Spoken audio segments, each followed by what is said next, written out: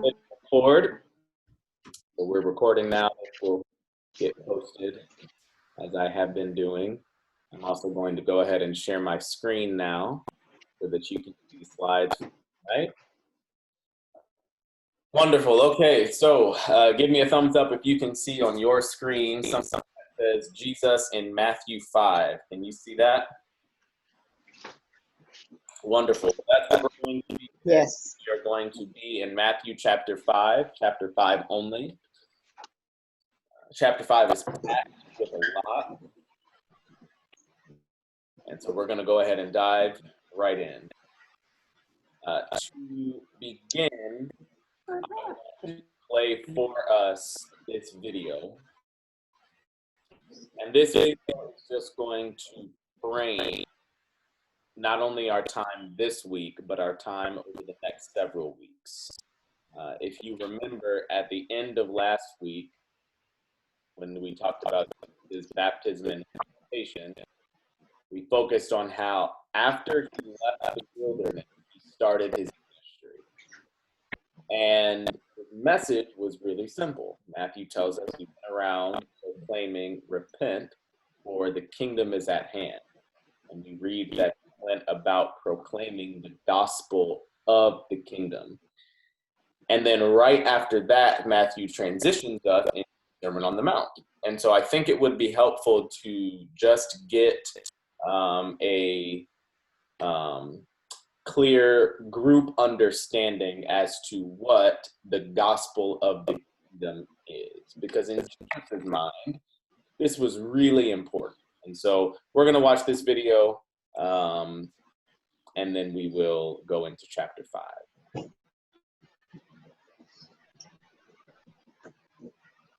There's this beautiful poem. It's in the book of... The city of Jerusalem has just been destroyed by Babylon, a great king. And all of the Jewish people, they've been sent away into exile, but a few remained in the city. And they're left wondering, what just happened? Has our God abandoned us? Right, because Jerusalem was supposed to be the city where God would reign over the world to bring peace and blessing to everyone. Now, Isaiah had been saying that Jerusalem's destruction was a mess of Israel's own making. They had turned away from their God, become corrupt, and so their city and their temple were destroyed. Yeah, everything seems lost. But the poem goes on. There's a watchman on the city walls. And far out on the hills, we see a messenger, and he's running towards the city. He's running and he's shouting, good news. And Isaiah says, how beautiful on the mountains are the feet of those who bring good news. Beautiful feet? Yes, the feet are beautiful because they're carrying a beautiful message. What's the message? That despite Jerusalem's destruction, Israel's God still reigns as king, and that God himself is going to one day return to this city, take up his throne, and bring peace. And the watchmen sing for joy because of the good news that their God still reigns.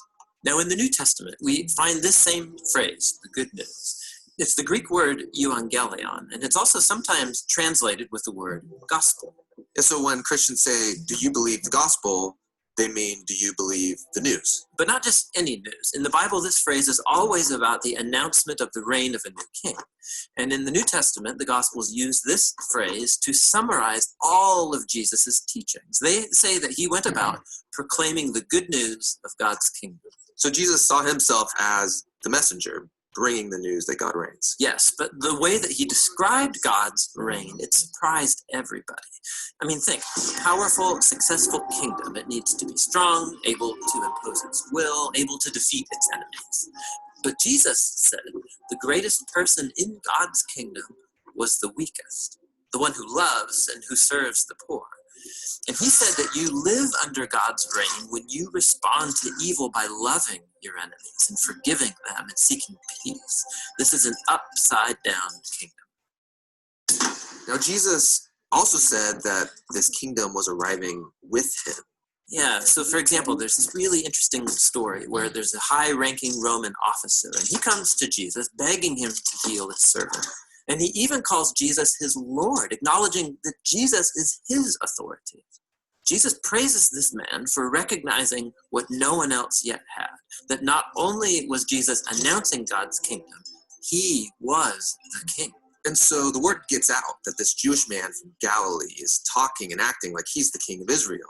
He's appointing 12 disciples, which are an image of Israel's 12 tribes. He's healing people, forgiving people their sins. And all of this so threatened Israel's leaders that they finally decide to have him killed. And Jesus let them.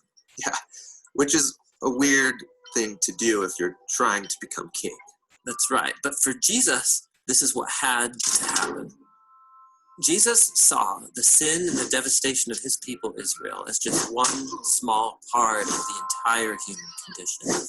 How all humanity has rebelled against God, resulting in the tragedy and devastation of our whole world.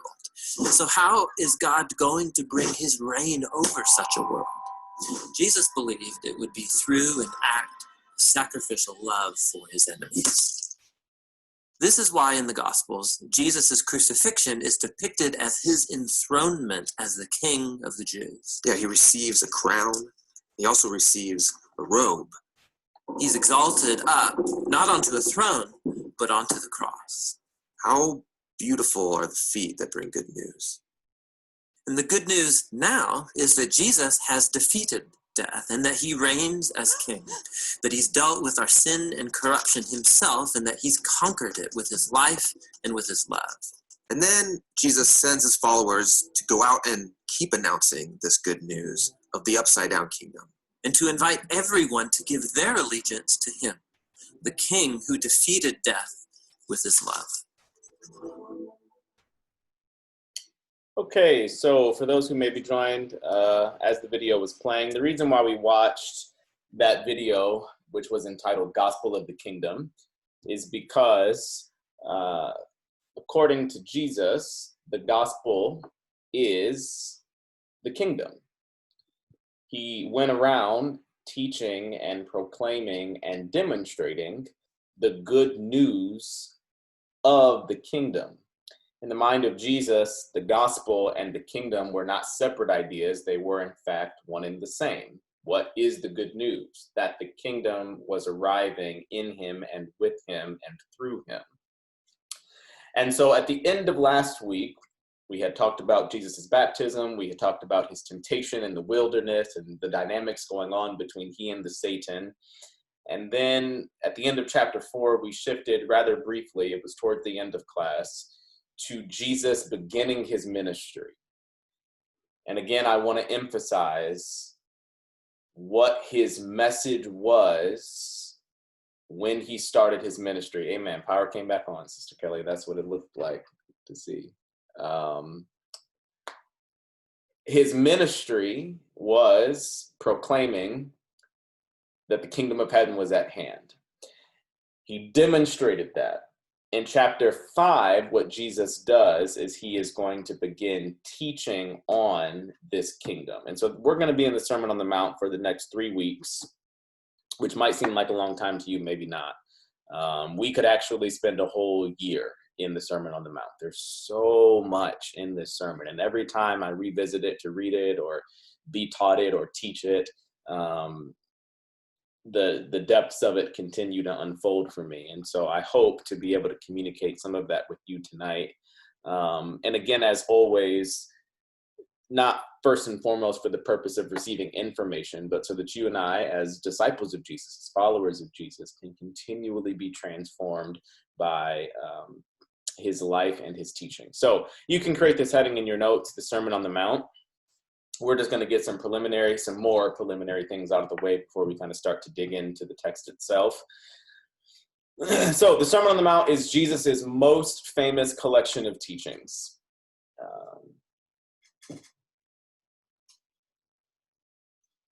Most famous collection of teachings.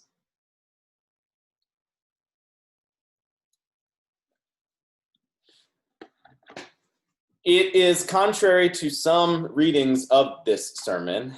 It is not a pamphlet of moral teachings. What does that mean? I'm going to talk about that a little bit. It is not a pamphlet of moral teachings. Jesus was not a moral teacher. He did not go around sharing with people how they could be good. This would be a good thing to do. This would be good behavior. It is not a pamphlet of moral teachings, contrary to popular belief. Jesus' core message is not morality. Jesus' core message is the kingdom. And as you continue, because almost all of you, I'm sure on this call already are well into your discipleship, your apprenticeship to Jesus. But as you continue on, you uncover more and more that the kingdom is an event. Something has happened in the earth. Something has come from somewhere else to here, and it radically transforms what is normal. So Jesus was not going around telling people this is good, but he was proclaiming that something has happened.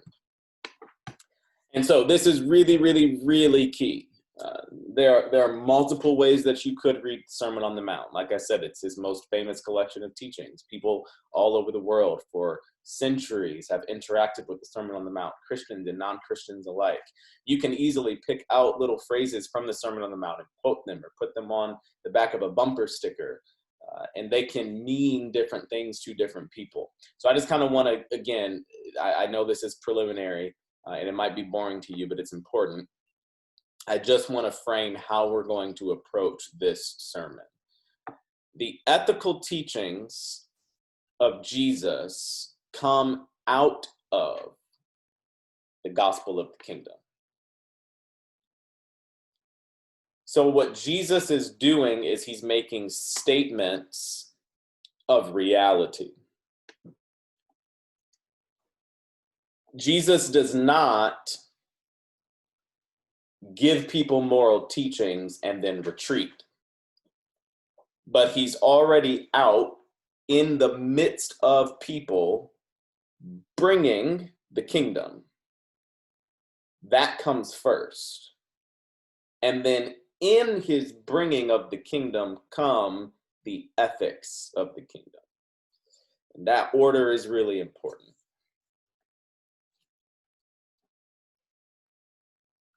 And so Jesus's teaching style is to just state what is true, what is real, and then leave you as either the recipient or the reader of these teachings to then wrestle with them and to think about them, and ultimately to have your life so transformed that that which he stated as reality becomes your lived reality. You don't have to write this down unless you want to. These teachings in the Sermon on the Mount form a challenging, the Sermon on the Mount is challenging, but practical ethic that Jesus does expect his followers to live by in the present age.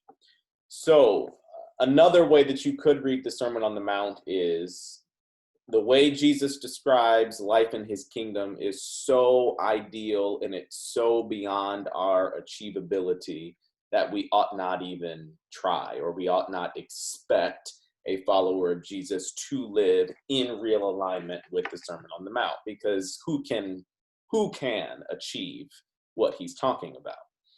But again, as you continue to interact and walk with Jesus through the Gospels and the rest of the New Testament, you come to understand that which is taught in the Sermon on the Mount is expected of Jesus for us to live, to become. Never in our own power, though, of course, with the working of the Holy Spirit in us.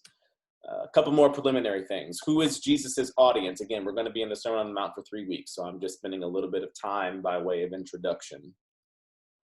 Who is Jesus's audience for this sermon? Well, as we're going to read in verse 1, matter of fact, let me just read verse 1 right now. Matthew chapter 5, verse 1. If you have your Bible, you can look with me. Matthew chapter 5, verse 1. Seeing the crowds, he went up on the mountain. And when he sat down, his disciples came to him. There were two groups in verse 1. Disciples and the crowd.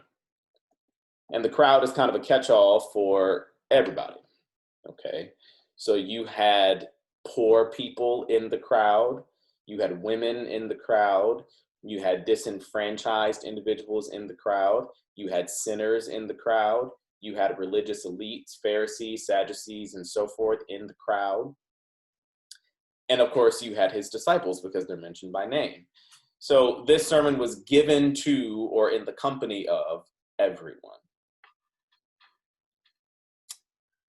And what we're going to find, and the video that we watched kind of highlighted this, is that Jesus's ethic is upside down. And the reason why Jesus's ethic is upside down is because Jesus's kingdom is upside down. And what we mean by that is it's not what you would expect. What is normal, what is expected, is not necessarily what is in Jesus's kingdom. And so he's constantly catching people by surprise, including you and I, even though we are his followers. And so what we're going to see here is, as we get into the Beatitudes in a moment, the kingdom is first being offered to the unimportant in society. The Beatitudes are going to make that very clear in a moment. Again, this was not the expectation for what God's kingdom was going to be. It's first being offered to the unimportant in society. And you can think back to one of our foundational points in week 1 that Jesus associated with the lowly and despised. All right. Like last week, I will email these slides out. So if you don't catch everything on one slide, no stress. Admit somebody else into class. All right, so look with me, if you will, in Matthew chapter 5, beginning at verse 2. Matthew chapter 5, beginning at verse 2. I don't want to do all the reading tonight, and so I'm going to toss the reading to some other individuals as I see you on my screen. If I do that, would you mind just unmuting yourself and then reading some select verses? Let's see. Minister Ed Davis, would you mind reading for us chapter 5, verses 2 through 6, please? Chapter 5, verses 2 through 6. Sure. I have the King James Version. So, Matthew chapter 5, verse 2 through 6. And he opened his mouth and taught them, saying, Blessed are the poor in spirit, for theirs is the kingdom of heaven. Blessed are they that mourn, for they shall be comforted. Blessed are the meek, for they shall inherit the earth. Blessed are they which do hunger and thirst after righteousness, for they shall be filled. Thank you. Thank you, Minister David. So you can create this subheading in your notes called the Beatitudes. The first portion of the Sermon on the Mount is referred to as the Beatitudes. It is from the Latin beatus, which means blessed and happy. We call this first section the Beatitudes because it is a series of statements, again, of reality about who is beatus, who is blessed, who is happy.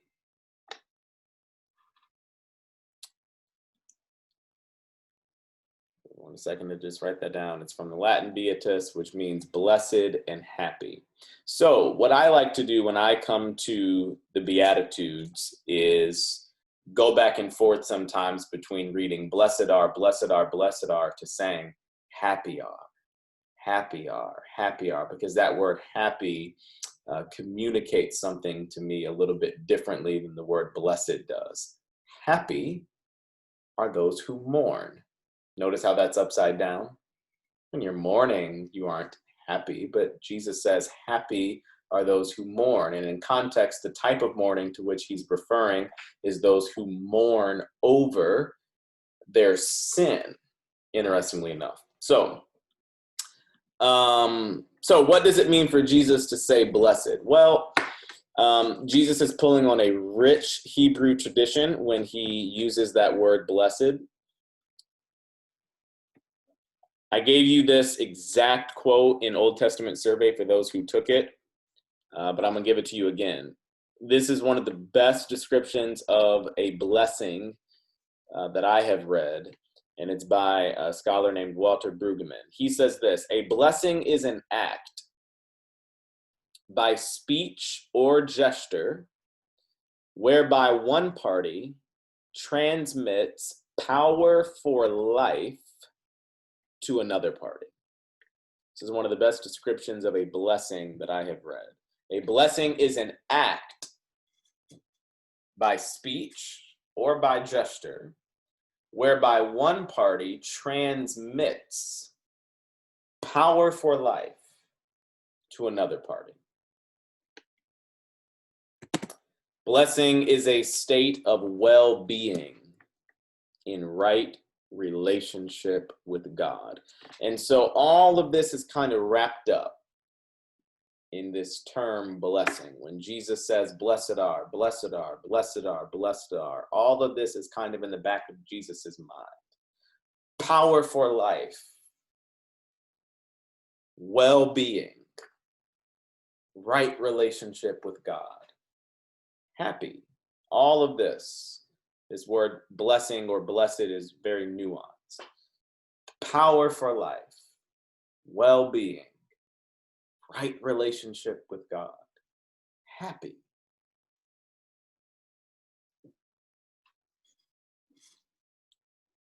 When you interact with the Old Testament, you see this word blessing and blessed come up a lot. People pronounce blessings on one another. God blesses people. God blesses groups of people. Interestingly enough, people bless God, and that kind of gets into a whole other conversation that we're not going to get into right now. It could just mean praise, or perhaps there's something else even being communicated when individuals bless God. Okay.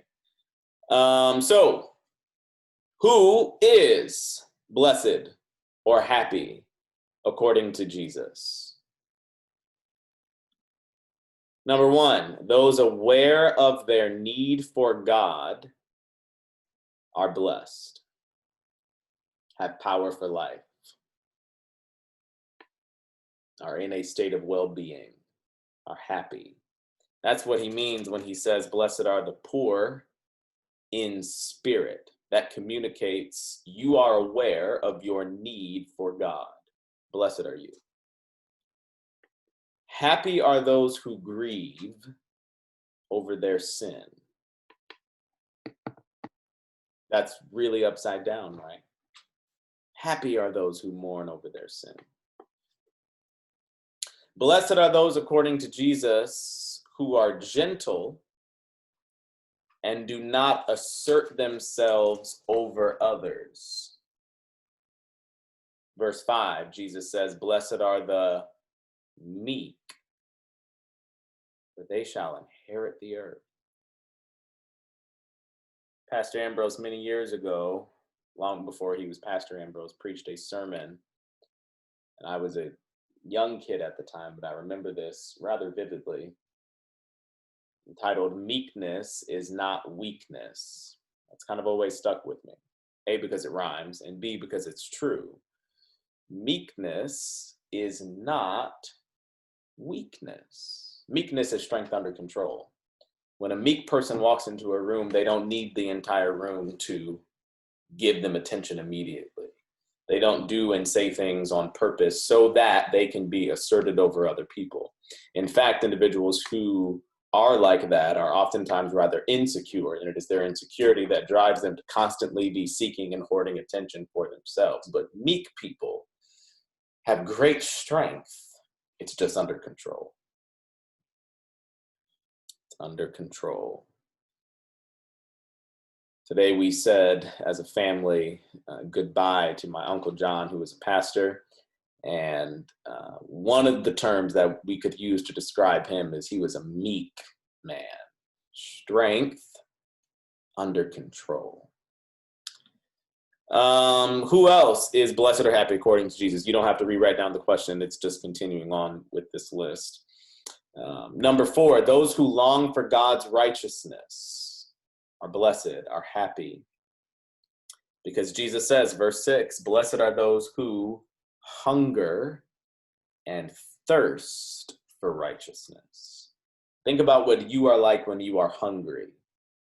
You'll give anything. You'll do anything. Some of you are hungry right now. I'm hungry right now to get some food, right?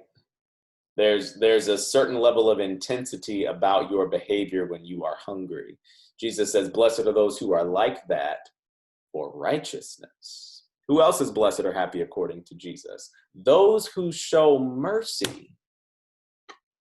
He says it in verse 7, blessed are the merciful, for they shall receive mercy. And that word mercy is communicating faithfulness in loving. When you are faithful and loving, you are showing mercy to the people around you. Jesus says, blessed are you. Who else is blessed? Those who are pure in heart are happy, well-being, right relationship with God. And he says in verse 8, the pure in heart shall see God. Who else is blessed and happy? Again, I'm going to email this to you, but I'm really just pulling this straight from the text. This isn't that deep. Those who make peace are blessed and happy. Those who make peace personally and those who make peace communally. These are the happy people. These are the blessed people. These are the people who have power for life. Who else? Those who are persecuted for righteousness are blessed. This too is upside down. Jesus says in verse 10, blessed are those who are persecuted for righteousness' sake, for theirs is the kingdom of heaven. Blessed are you when others revile you and persecute you and utter all kinds of evil against you falsely on my account. Rejoice and be glad, for your reward is great in heaven, for so they persecuted the prophets who were before you. Now, Jesus is not saying, blessed are you when your haters talk about you. This isn't some cheap teaching on Jesus's part about haters. This is about individuals who are persecuting you because of your relationship with Jesus Christ. Each and every single one of the apostles except John was killed on account of their testimony to Jesus. Peter was crucified upside down. Paul likely had his head chopped off. John the Baptist, though not an apostle, also was beheaded. There are some other things that went into that, which we'll talk about in a couple of weeks. Nevertheless, Jesus brought a company of people around him who were getting ready to experience intense persecution. And Jesus says, when that happens, blessed are you. Happy are you, even in the moment of persecution. Happy are you. Again, this is upside down because even amongst some Jewish people at this time, it was a prevailing thought that you can only be blessed when your stomach is full and your house is large and your reputation is great, right? And think about this. We're spending time with it because Jesus spends time with it. Think about the people whom we regard as being blessed. Somebody gets a new car. Ooh, you blessed. And sure, that they might be, okay? And that can be an indicator of God's blessing. Absolutely. But how often do we say to the individual who is, say, at the altar in repentance, weeping, ooh, you're blessed? Notice how that doesn't even flow off of our tongue as easily because we have associations with this word blessing of certain symbols and measures of strength, right? When somebody is matching from head to toe, we say, ooh, the blessing of God is all over you. And again, might be, right? When somebody gets a new house or a new job, ooh, blessed are you. But if we find out that somebody is being reviled, notice how we wouldn't be so quick to say, blessed are you. It almost would be kind of offensive. If somebody, say, at their job was being legitimately persecuted on account of Jesus Christ, that wouldn't probably be the first word that comes to our lips. Again, Jesus' ethic is upside down, even for his followers. his ethic is upside down. When we really start to sit with some of these things and dig into it and think about the narratives of our society that we ourselves believe about who or what is blessed. And when we put that actually up against what Jesus has said, we realize, that's different. Continuing on. We have a lot I want to get to tonight. So moving on, next section, salt and light. I'm not going to spend too much time here. I just want to briefly point out two metaphors of Jesus that communicate to us who and how we are to be in this world. So the metaphors of salt and light are used to illustrate the impact. That's the operative word. If you don't write anything else down, you can just write down metaphors and impact.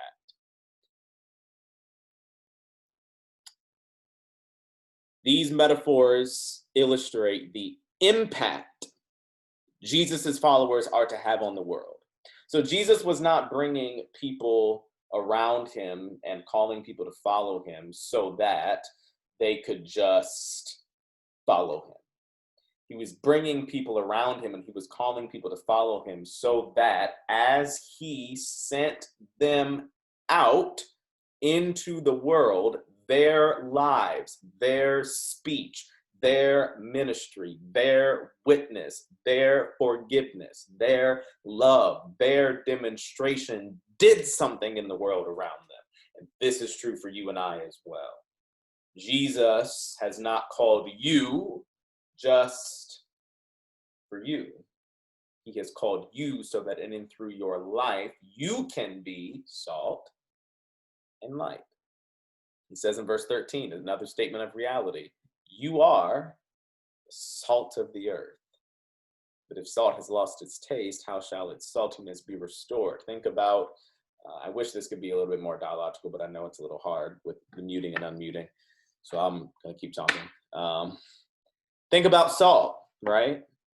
You know, what do we use salt for? Same in the ancient world, taste, preservation. So when Jesus says you are the salt of the earth, he's saying you are the taste of the earth. I don't know about you, but I don't like French fries that don't have salt on them. There's something different about it. You are the taste of the earth. You are preservatives for the earth. And then he says you are the light of the world. A city set on a hill cannot be hidden. Sister Kelly, at the beginning of class, her power went out and she almost instantly went to get some what? Some light, because the light helped her to see. If the power in all of our houses went out right now, we'd probably just stop class, right? Because, you know, our power went out, you know, we got to get some light, and we'd be pulling flashlights and everything else around. And so Jesus says, you are light, not just for the church, but you are light for the world. A city set on a hill obviously cannot be hidden. Okay, I'm going to go ahead and move on. There will be time, of course, at the end for Q&R. So as I mentioned the very first week, in your notes, if you just want to create a little section called parking lot, feel free to write your questions down. All right, Jesus and the law. So these words right here can be very misunderstood. And so I just want to read them, first of all, and then help us understand what Jesus meant. Look with me at verse 17. Jesus says, do not think that I have come to abolish the law or the prophets. I have not come to abolish them, but to fulfill them. What does that mean? For truly I say to you, until heaven and earth pass away, not an iota, not a dot will pass from the law until all is accomplished.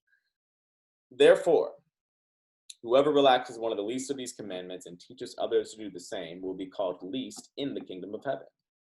But whoever does them and teaches them will be called great in the kingdom of heaven. For I tell you, unless your righteousness exceeds that of the scribes and Pharisees, you will never enter the kingdom of God. What's Jesus getting at here? So first of all, law and prophets was a shorthand phrase for the entire Old Testament. So when someone says law and prophets in the New Testament, they're not just referring to the law of Moses. They're talking about the law of Moses and all of the OT, law and prophets. So Jesus says that his ministry is connected to the Old Testament.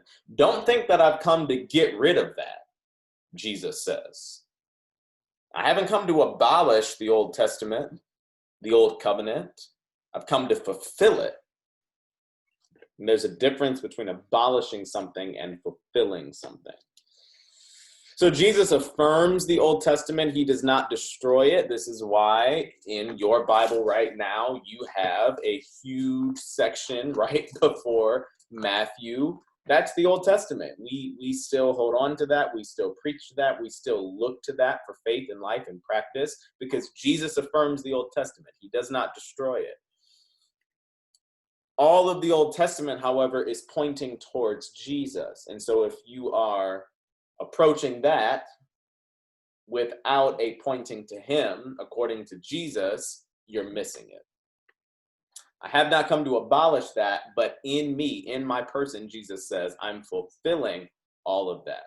That entire storyline, all of the promises, everything is fulfilled in my person.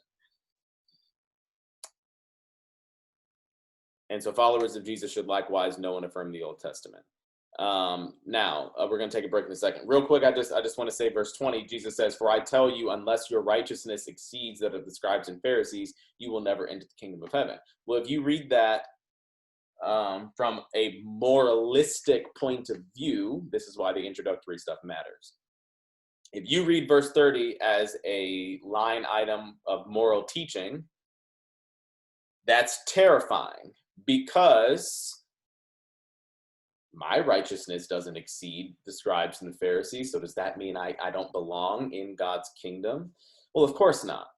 Jesus's point is your righteousness does not exceed that of the scribes and the Pharisees. However, my righteousness in you does, and that's how you enter into the kingdom of heaven.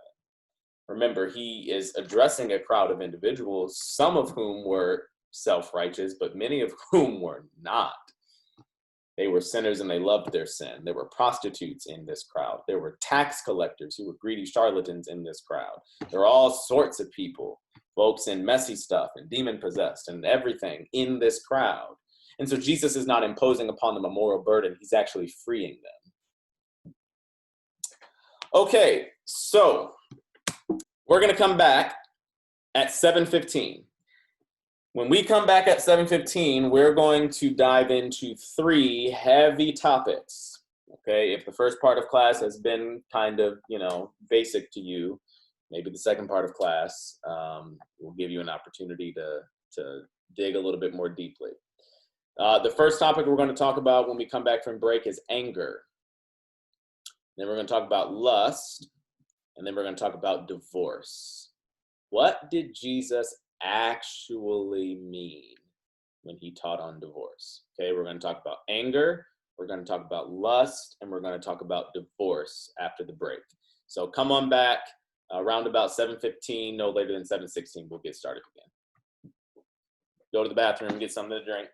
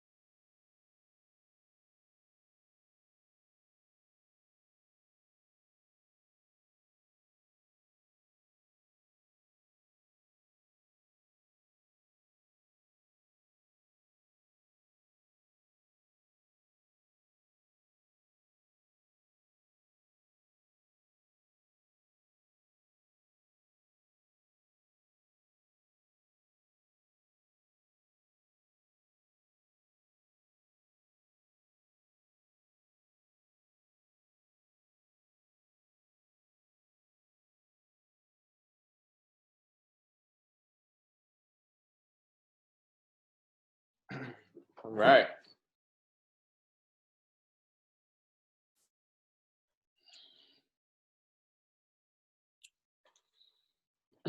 All right, if you're there, come on back in. It's about 7:16 now.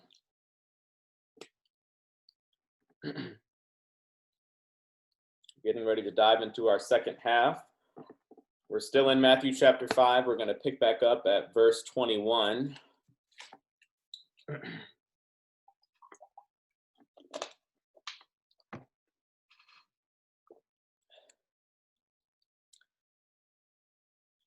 Hello to the folks who just joined recently.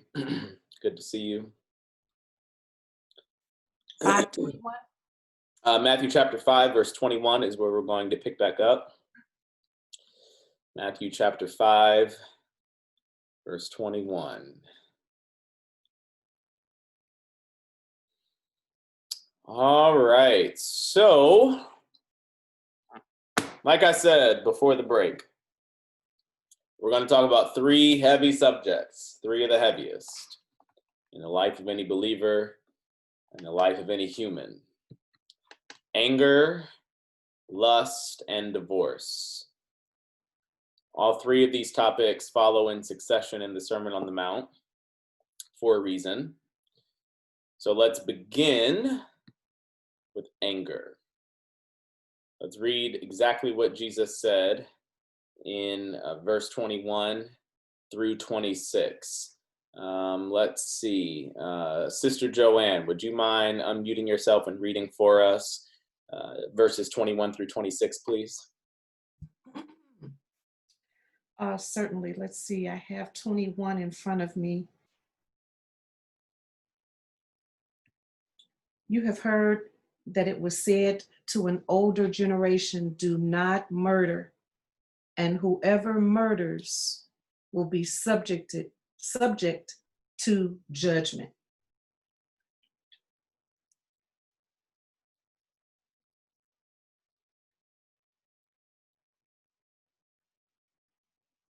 Do you have 22 or do you?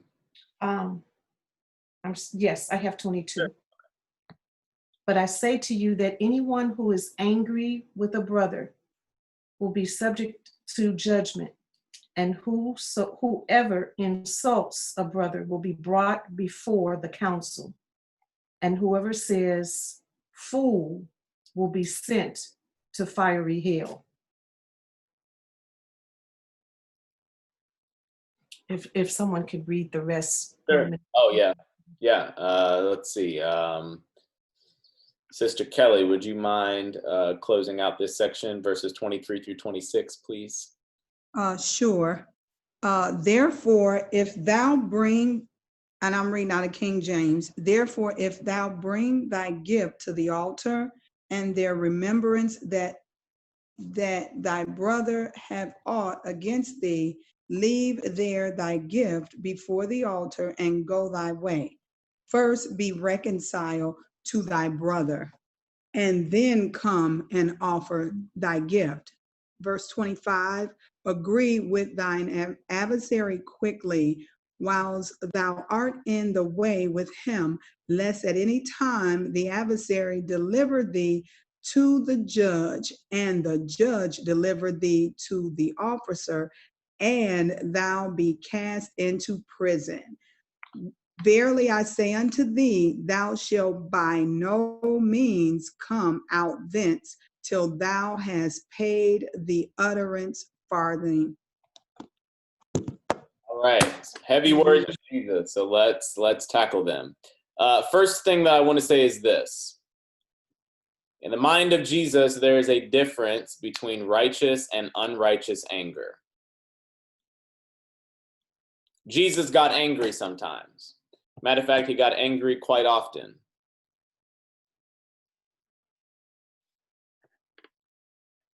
And so clearly, Jesus would not be saying about himself that his anger, which was righteous anger, is the kind of anger being described here in these verses. So there's a difference in the mind of Jesus between unrighteous and unrighteous anger. Not only is it permissible at times for the people of God to get angry, it is actually necessary at times for the people of God to get angry. There are some things which ought to righteously anger the people of God, in the same way that God himself gets angry about certain things. So that's kind of the first thing to keep in mind. The second thing to keep in mind here is this. In the Sermon on the Mount, Jesus speaks hyperbolically. The Sermon on the Mount is filled with hyperbolic language. Most of you probably remember this term from school. Maybe you don't remember what it means, but you probably at least remember hearing it. Hyperbole or hyperbolic language, I don't have this on the slides, but you can write this down, is exaggerating on purpose. Exaggerating on purpose. We could put it this way also, intentional overstatement. I'll say that one more time. Hyperbolic language equals, again, a good amount of you know this, but I'm just saying this nevertheless to be clear. Hyperbolic language equals exaggerating on purpose. Intentional overstatement. You and I speak hyperbolically all day long. Oh, I'm so hungry I could eat a cow. No, you couldn't, right? But in that exaggeration, everybody gets the point. And no one is going to hear that and actually think that you are going to go eat an entire cow. It's very well understood what that means. And this gets into other functions of language, idioms, and all the rest. Nevertheless, at a basic level, Jesus speaks hyperbolically. Okay, so let's just get right to the heart of it. What is Jesus's anger ethic? Because there are all sorts of things for the follower of Jesus on a daily basis that make us angry. Am I right about it? I know you can't talk back in the same way, but I know you can. Yes, there are all sorts of things that make Bible-believing, God-fearing, I love Jesus, I go to Sunday school, people angry every day. And for some of us, it doesn't take too long from the time after we wake up in the morning for something to happen, for somebody to say something that makes us angry. It might be somebody in your house. It might be the person who you look at the crust in their eye when you first wake up and they do something that makes you angry. Back when we went to work physically, some of us are back, but it could have been, you were having a wonderful day, blasting your gospel music, have a great and prosperous day, and somebody said something to you or looked at you cross-eyed on the train or on the commute or when you walked into the office or your job or whatever it might be. You know what I'm saying? Anger is something that we all deal with on a daily basis, okay? And for some of us, anger is a very serious matter in our lives, okay? For some of us, we had unhealthy models of handling anger and emotions as children. We could have even been on the victimized side of that. And even if it wasn't intentional, that could have, and very much so likely did, taught us how to handle anger. Some of us know people who they could be, as cool as a jelly bean one minute and just popping off, right? Mm. What's going on there? So here we go. What's Jesus' anger ethic? The people of God are to move toward shalom and reconciliation with other believers. That's the ethic, okay? Now, there's a whole lot of Jewish customs in this particular teaching on anger that I'm not going to get into the weeds in right now, because unless I'm misinformed, no one on this Zoom is Jewish. So, the whole part about calling someone a fool, that meant something different in first century Jewish world. Offering your gift at the altar, but we don't have a temple system anymore. Even the language about judges and so forth. That all is kind of wrapped up in ancient Jewish customs that don't directly apply to you and I. But there are some principles here. There is an ethic that directly applies to you and I today. And this is it. If you are a person of God, you are to move toward. Notice that's in bold. In the mind of Jesus, with each of these things we're getting ready to talk about, he does not expect people to just flip a switch and go from one thing to another thing overnight and then just stay in that other area all the time. Jesus knows that there are going to be things which continually make you angry. Okay? There are going to be some things that were so offensive, that were so terrible, it might take you some time to release your anger from that. But he also knows that even as you are in the process of doing that, there are going to be other things. Somebody, acting crazy in traffic.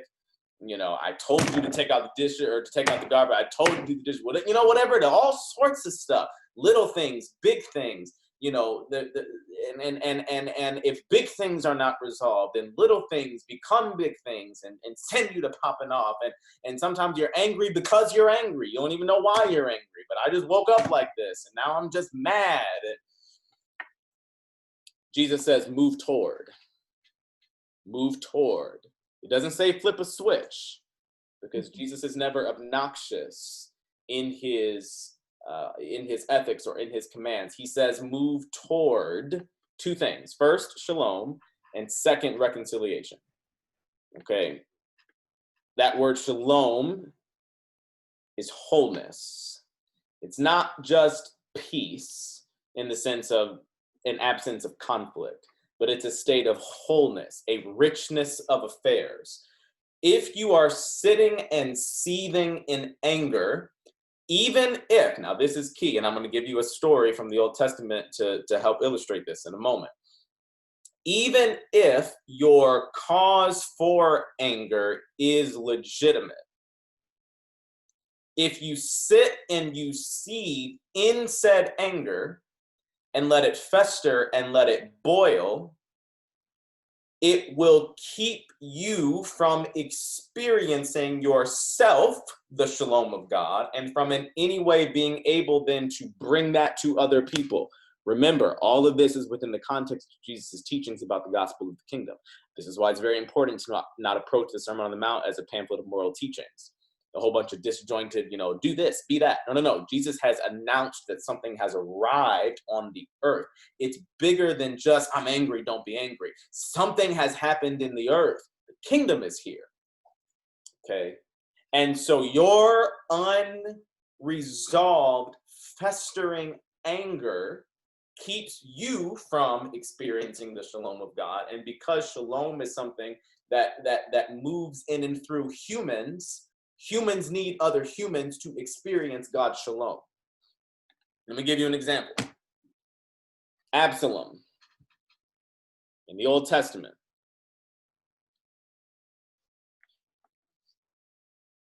Many of you are familiar with this story. Let me just give you the Cliff Notes version. Amnon, Absalom's brother, raped Tamar, their sister. David finds out, and because at this point in David's life, it was post Bathsheba, he was aging, he was a shell of who he used to be. David finds out, and those of you familiar with the story know what happens next. Exactly. David does nothing. He finds out his daughter was raped by his son. David does nothing.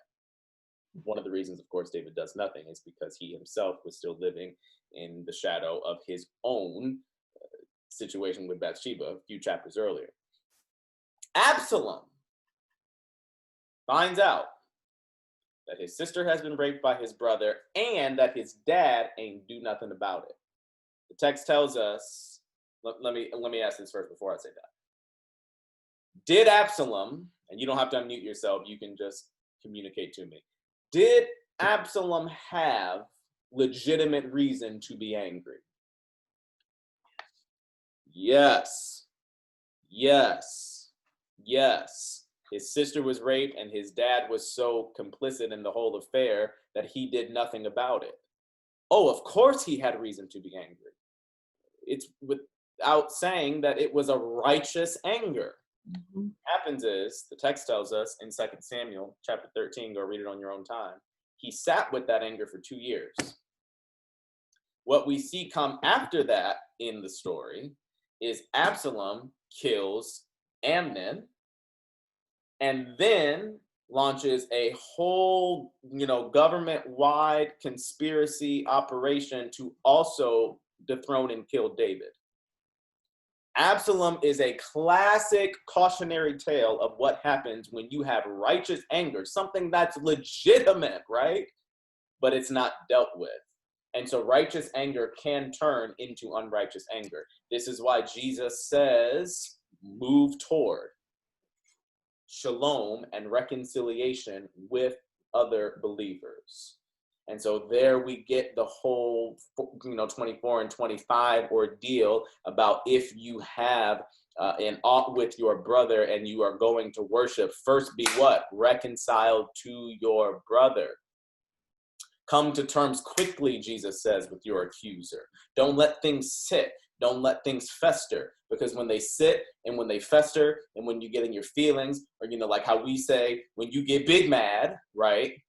Whatever that initial offense was is only going to increase to the point, like I said earlier, it was, kind of in passing and with some humor. But you and I know, and we're mature adults, right? I mean, pretty much everybody on this call, we folk who've been walking with Jesus for a long time, right? There's ministers, preachers on this call, deacons, you know what I'm saying? We church people, but you know what it's like if somebody offends you or does something and you let that thing sit, right? Jesus says, deal with it quickly. If you need to have that conversation, have it quickly. Don't delay. If you need to call them, call them. Whatever needs to happen, make it happen with a sense of quickness to it. And the thing about it is, everything is not going to be resolved instantly, or it may not always be resolved instantly, because we're going to get to chapter 18. It'll be a few months from now. Because everyone's not going to receive your approach. This is why, again, he says, move toward that. Shalom and reconciliation with other believers. Okay. Moving on. If you have questions about this, kind of save them, and we'll have some time at the end. Okay. Following Jesus's teaching on anger, he moves straight into a teaching on lust. Let me read it for you. Verses 27 through 30. Look with me, verses 27 through 30. Jesus says, you have heard that it was said, you shall not commit adultery. But I say to you that everyone who looks at a woman with lustful intent has already committed adultery with her, where? In his heart. If your right eye causes you to sin, tear it out, throw it away. For it is better that you lose one of your members than that your whole body be thrown into hell.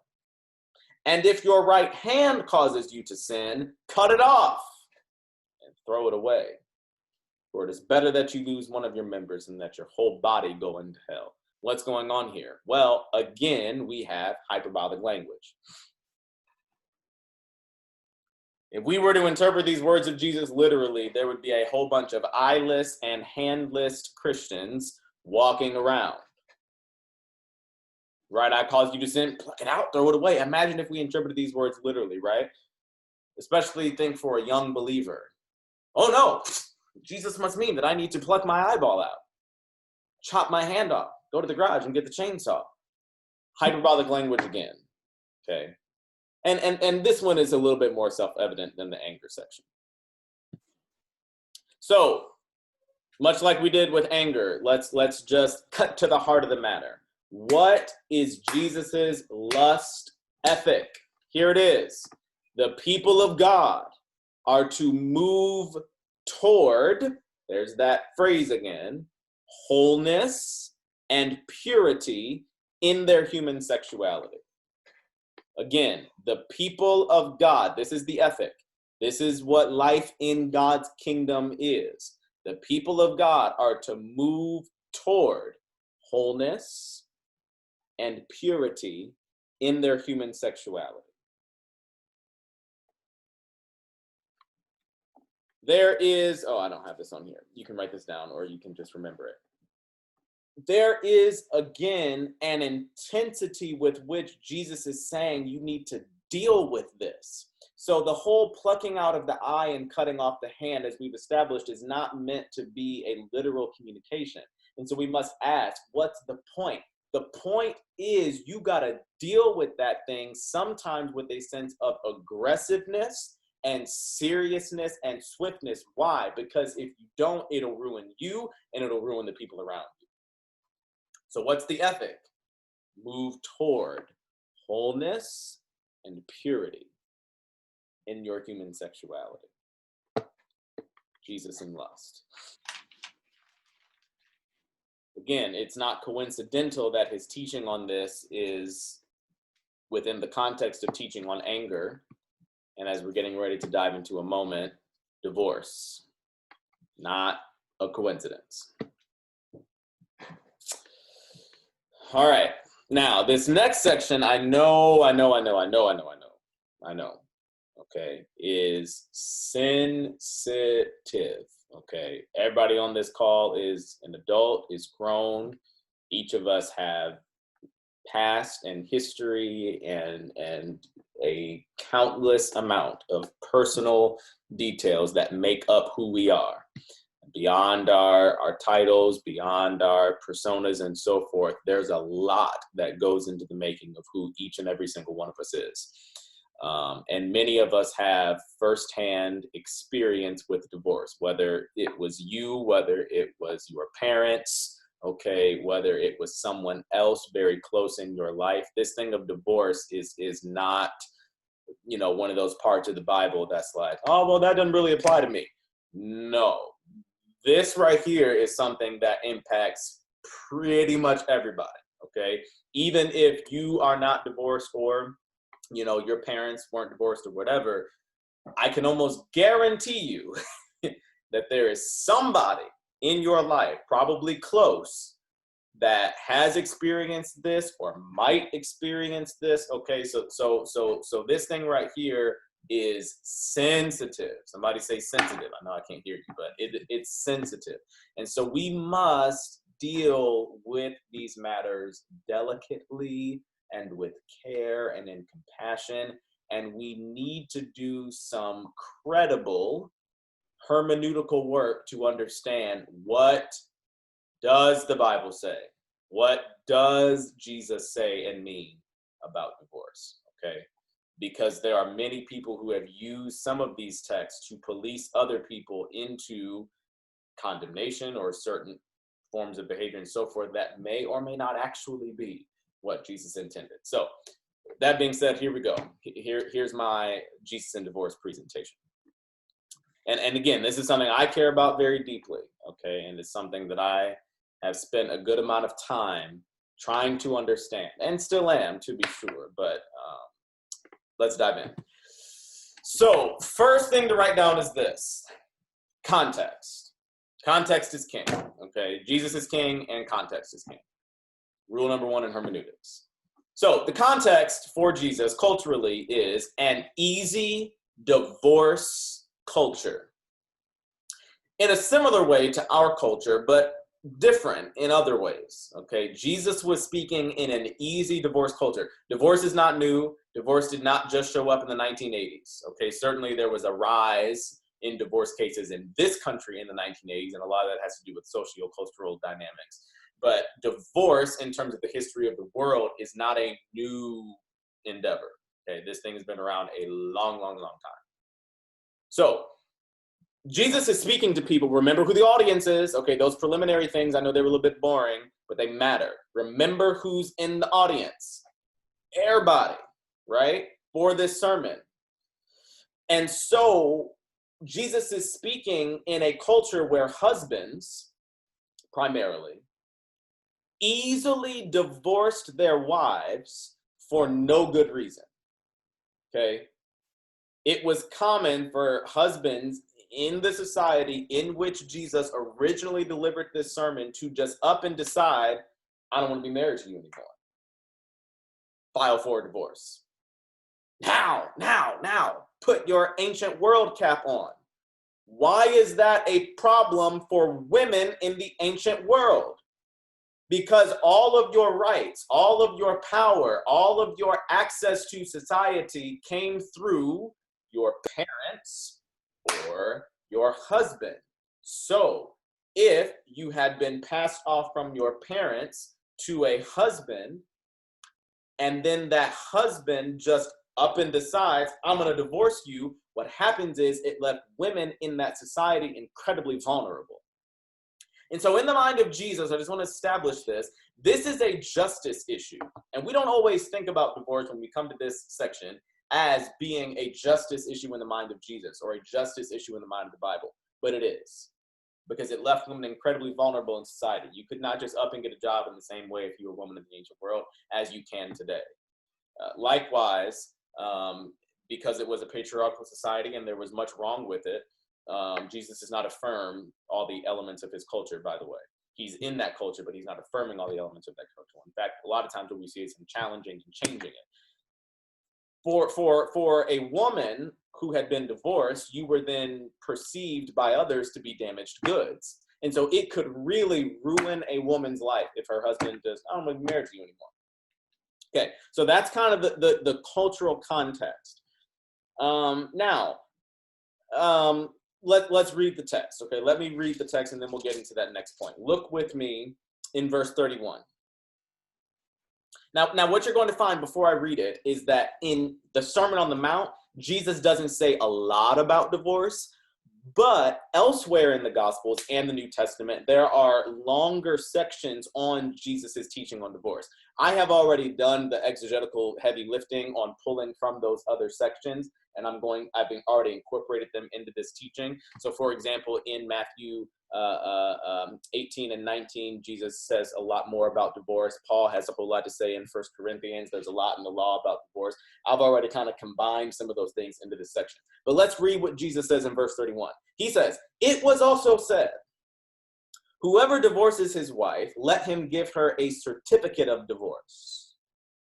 But I say to you," so again, as with anger, as with lust, he's heightening it.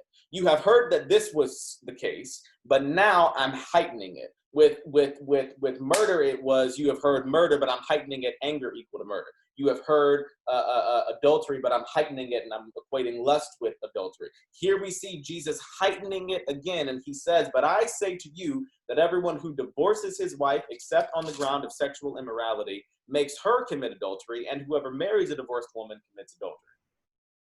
We need to do some hermeneutical work. First of all, Jesus upholds the original intention for marriage. Yes, he does. Okay. He upholds the original intention for marriage. One man and one woman to become one and to remain one. That was the original intention for marriage by God in the garden. Jesus upholds that. Now, depending on who you talk to, they're going to say one of two things or more. They might say that was not the original intention for marriage, or they might say Jesus does not uphold it. I'm going to say to you, and you can disagree, although I don't imagine that to be the case with this group. Jesus upholds God's original intention for marriage. One man, one woman, become one, and what? Remain one. What God has joined together, let no man. Right? We say this all the time at weddings, so on and so forth. That's the original intention. One man, one woman, become one, remain one. Until death do you part. So Jesus upholds this, to be sure, okay? I'll sit with anybody and argue that. He upholds the original intention for marriage. Now, here, okay, let me say this too. He also, this is fairly clear to me in the text, cites sexual immorality on the part of one spouse as a legitimate reason for the other spouse to divorce him or her. He cites that, okay, as a legitimate reason. If there is sexual immorality on the part of one of the spouses, the other spouse has legitimate reason, okay, a godly reason to divorce the other spouse. Now that phrase, sexual immorality in the scriptures is communicating more than just cheating. Okay. Adultery, which is cheating in the Bible, is one aspect of sexual immorality. Sexual immorality is a much broader category than adultery. So sometimes we reduce our understanding of sexual immorality in the context of divorce to merely be cheating. It's not just cheating. It's any and everything that is sexually immoral. And so Jesus is saying, if there is that going on the part of one of the spouses, the other spouse has legitimate reason to divorce the other. Now, he is not saying you have to, but he's saying you can. That's one of the things to make clear. He is not saying you have to, but he is saying that you can.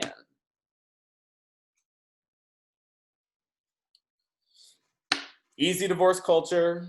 Jesus upholds the original intention for marriage, and he does cite here and elsewhere sexual immorality on the part of one spouse as a legit reason for the other spouse to divorce him or her.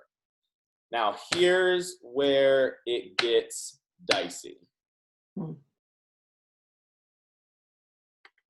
Is sexual immorality the only reason a believer can divorce? This is where it gets dicey. What about physical and emotional abuse? Mm-hmm. He or she is beating me. He or she is emotionally abusing me, absent. Is sexual immorality the only reason? Okay, here's what I'm going to do. I'm going to give you now two major interpretive groups. Okay, and there's going to be a decent amount of note taking in this portion. I'm going to give you two major interpretive groups. I'll let you know the one in which I land after I present both. There are other nuanced things that could be said here, but these are the two major interpretive groups on this question: is sexual immorality the only reason a believer can divorce? Interpretive group A would say sexual immorality is the only biblical reason for divorce. The emphasis for the folks in this group is on remaining committed. The explanation for the folks in this group, again, I'll send these slides out, is that since other reasons are not explicitly mentioned by Jesus, which is true, they're not, believers cannot assume that they are allowed. Okay, so Jesus does not list other things in the text. He only lists sexual immorality, and not only here, but elsewhere.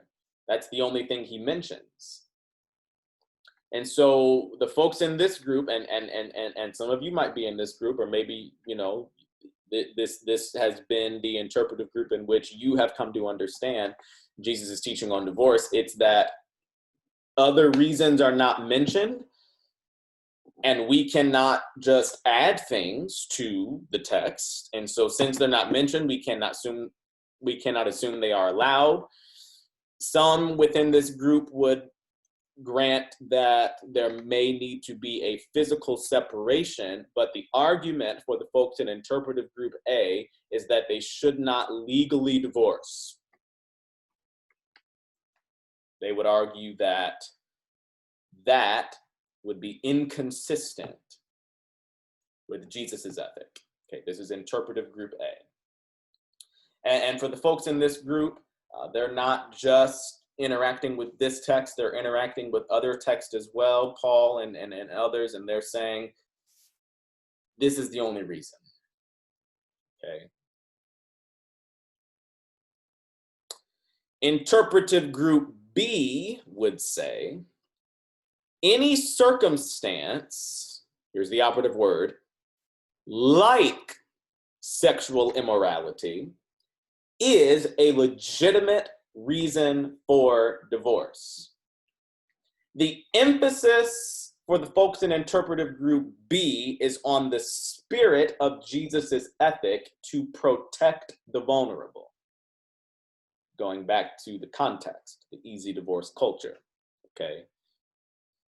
Jesus spoke in the way that he did because he was speaking to people who were quick to divorce and would leave some members in that society very vulnerable. So the emphasis is on the spirit of the ethic. The explanation for the folks who live in interpretive group B is this: sexual immorality shatters oneness in a marriage. Likewise, anything else that shatters oneness, i.e., physical, emotional abuse, is a legitimate reason for divorce consistent with the ethic of Jesus. Okay, I'm going to read that one more time. The explanation for the folks in interpretive group B is sexual immorality shatters oneness in a marriage. Anything else that also shatters oneness, physical abuse. He punched me in the face. She stabbed me in the foot. Okay, every day when I come home, he or she does. It's been going on for anything else that has shattered oneness is a legit reason to divorce legally. And it's consistent with Jesus's ethic because the emphasis is on the spirit of the ethic. So the folks in this group would acknowledge, well, no, Jesus does not mention physical abuse by name in this text, but he doesn't need to. All right, now I'll go ahead and tip my hand and say I happen to be in interpretive group B on this one. Okay, now you can wrestle with this and work and figure it out and where you land. I'm not saying that's the official position of the church. I don't actually know what is. I'm not saying that's the position of the pastor, wherever you come from or you grow up or this and that. As for me personally, I land in interpretive group B. Okay, I do not believe that Jesus would say to a woman who came to him for counseling with a puffy eye and marks everywhere and riddled with emotional abuse and trauma. Well, I mean, I only said, has he been sexually immoral? Well, you got to stay in it. I don't think that that's consistent with Jesus' ethic. I think that if there's anything that shatters oneness in the same way that sexual immorality does, it's a legitimate reason for divorce. And I would say to the woman or man, but I'm putting the emphasis on woman because it happens to women more often. Any woman or man who is in any abusive situation, after a certain point, get out, right? And I would say to some of the folks, not all the folks, but to some of the folks in interpretive group A, that interpretation of not just this text, but other texts has been used to police people into a type of false holiness that just keeps them abused and with wounds and trauma. And I just don't think that that's consistent with the Jesus we read, who does not keep people bound in situations that are oppressive, but who liberates. And I think that interpretive group B gives that room, biblical room, for again, a woman or man to say, oneness has been shattered. And that looks very differently. But at a certain point, oneness has been so shattered and one or both of the parties is so beyond any kind of repair, I would say, this is me, this is Stephen Harrison, okay, I would say, let it go, okay, let it go at that point. Now, I need to say this. You don't have to write this down. Both interpretive groups agree that I'm bored. He's not what I thought he was. She doesn't cook like my mama. I don't like his friends. She spends too much money. Are illegitimate reasons for divorce, inconsistent with the ethic of Jesus. Okay, so I presented to you two major views. There are other views. Okay, I live in interpretive group B, but I would say if someone said, well, I'm bored. Okay. Yeah. you better, download Hulu or something if you're bored. He's not what I thought he was. Too bad. You should have done some more investigation, before you got married. She doesn't cook like my mama. Well, you better call your mama and have her come over on Sundays or something, put some food in the freezer. I don't like his friends. Y'all got to work that out. She spends too much money. Okay, you need to go to some, but these sorts of reasons, I would argue. Now, others would yet argue differently. For every interpretive group A and B there's a C, a D, an E, and an F. And we can go all the way through Z. And I just didn't consider it worth presenting all those other views. I just presented you the two major views within at least our circles of Christianity. But I would not say that Jesus' ethic is so liberating that any and every time any believer just doesn't feel like it anymore, you can just bounce. Because I want to go back to a point I made here, okay? I'm going to use my little nifty pointer. Jesus upholds the original intention for marriage, right? One woman, one man to become one and to remain one. That's still what Jesus wants. And so I don't want you to think that it is so relaxed because of the spirit of the ethic where, I don't like her mac and cheese, so I don't know if that is a legitimate reason consistent with the ethic. Now, again, a lot of these things are very nuanced. That obviously each and every single individual situation needs to be dealt with care and counseling and godly wisdom and all the like. Oftentimes, I haven't been married that long. This is just from observation and study. Oftentimes, if there is one thing going on, there's probably more than one, okay? And so oftentimes, if there is physical or emotional abuse going on, there probably is also some kind of sexual immorality. Things happen to run together. So what we're looking at is at a purely textual level. Could I, as a minister of the gospel of Jesus Christ, or you as a minister of the gospel of Jesus Christ, or as a faithful Christian, look at someone who came to you and asked you, what does the Bible say? Could you say to them, yes, you have right to divorce? You know what I'm saying? And I would say, from interpretive group B, if oneness has been shattered from a situation like sexual immorality, and you're at that point, okay, and this is what God is calling, what you believe God has called you to do in this moment, you can. All right. We're going to come back to oaths, retaliation, and loving enemies next week. I just want to open the floor up for any and all questions, comments, concerns, pushback on anything, not just divorce. So if you have anything you want to say, feel free to unmute yourself.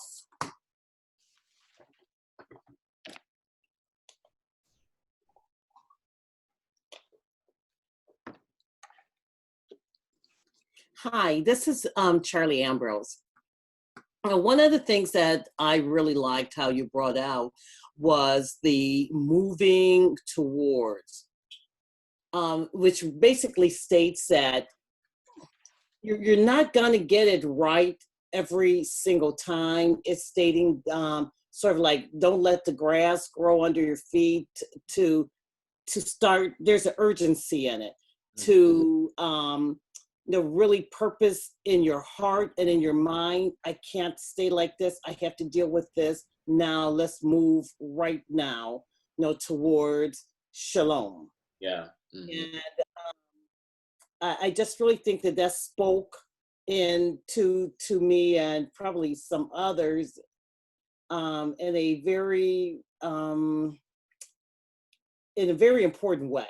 So I just want to sort of bring that out about moving towards, and it can be applied on so many levels. Mm-hmm. Mm-hmm. Yeah. Yeah. Thank you for reminding us of that. Yeah. Yeah. Yeah. That phrase helps me so much in the Sermon on the Mount. Moving toward. Brother Harrison? Yes.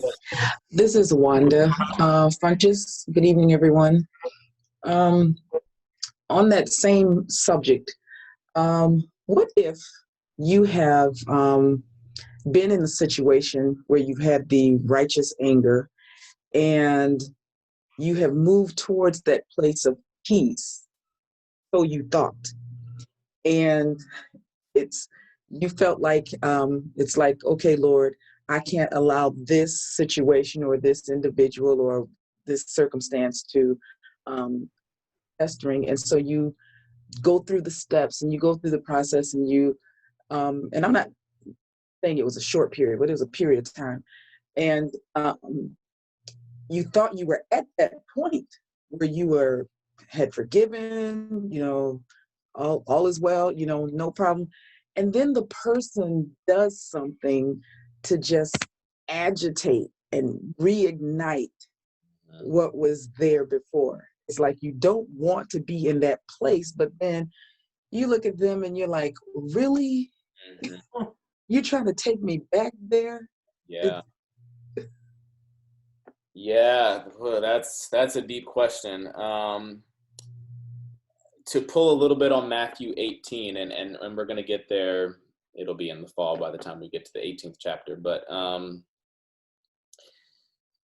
when Jesus is talking about conflict in Matthew 18, he says, I'm familiar with this, if you have a conflict with somebody, go to them. Have an A and B conversation, okay? Then he says, if they don't receive you, bring 2 or 3 witnesses with you, okay? That right there is really packed, because what Jesus is doing, and you all are coming to understand how I read Jesus and the New Testament and some of the things that I emphasize. But Jesus is all about protecting the vulnerable. That's his thing. That's so central to the kingdom of God. So someone who has been offended legitimately is vulnerable. And so when Jesus says, if you go to them and they don't receive you, they act out, okay, they continue to do that which has been offensive, Jesus is saying in Matthew 18, when bringing someone with you, you never have to be alone with that individual one-on-one again. Because notice how it only expands. If 2 or 3 don't work, take it out further. And then he says, if it doesn't even work out further, and I'm paraphrasing here, but I believe I've got it right hermeneutically, let them go. Jesus says, let them go. And so in that same teaching, Peter asks, okay, well, how many times, Lord, am I to forgive my brother who has sinned against me? And Jesus does the whole 77 times, blah, blah, blah. And then gives the parable about the unforgiving servant. But here's what's really powerful. Jesus does not say that you need to be reconciled with that person, because forgiveness and reconciliation are 2 different things in the Bible. Okay, so forgiveness is that releasing of offense. But that does not mean we become one again. Okay, I can release you from the offense, but we ain't one. We ain't back to friends. And so I would argue that in Jesus's mind, you want to move toward that shalom, you want to move toward that reconciliation, but in that, if the other party is continually belligerent, offensive, abusive, whatever it may be, and this is the same way that I read the whole divorce thing, let them go. And if it's an abusive situation, set up safeguards around yourself where your life is kept away from that individual. And so I know I'm saying a lot here, but when you start to think about what that looks like in church life, that individual who has been abused is a weaker brother or a weaker sister in that situation. So what they need are safeguards put up around them by those who are stronger. They need somebody, I don't know if you all can see my hands, but if I'm here and I've been abused or hurt or whatever by another party who is yet continuing to do that, I need someone else to come in and stand here and block, keep me from that individual, so that I, in my emotional life, don't continue to have to be traumatized and abused. And you know what I'm saying? I don't think that Jesus ever expects anyone to stay in a situation where they are continually going to be traumatized and re-traumatized. Certainly not in the name of Bible. I think when we say things like that, we've misunderstood the Bible. So that's what I would say. He's here to live.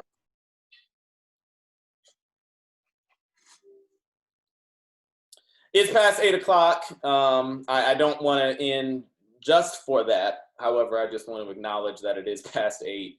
So if anyone needs to go, they can. But if anyone has anything else kind of pressing that you feel would be beneficial for the group to either hear or consider, feel free to share.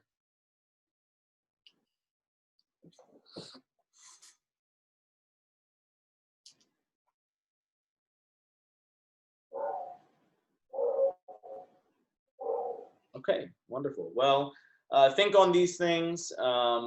We didn't finish chapter 5, and that's okay. I think we hit some of the major points. Anger, lust, divorce. You know, kind of think about this as you're interacting with the world around you this week. Make some connections within yourself, within others, and continue to read Jesus. We're going to be in chapter 6 next week, so I would just encourage you to read chapter 6 maybe multiple times before we come to class. Yeah, think about some of these interpersonal dynamics within Jesus' teaching, because I consider this to be incredibly easily applicable to our lives, because our lives are filled with people. And as a recent song said, they are the best and the worst you've created, loving and hating, opinionated. Anytime you are dealing with people, you're going to deal with a lot. So that's all. God bless you. And yeah, I won't see you Sunday, so I'll see you next week. Thank you. Thank you. Thank you. Good night, everyone. Good night. Good night.